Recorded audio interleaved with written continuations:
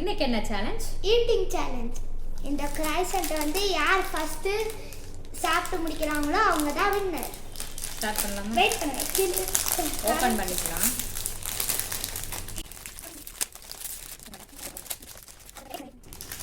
Three, two, one, start.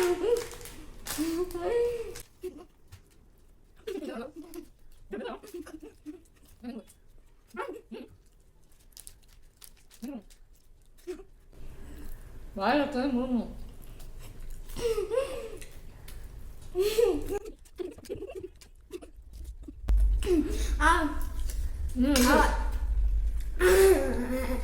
நான் தான் first சாப்பிட்டு முடிச்சேன்.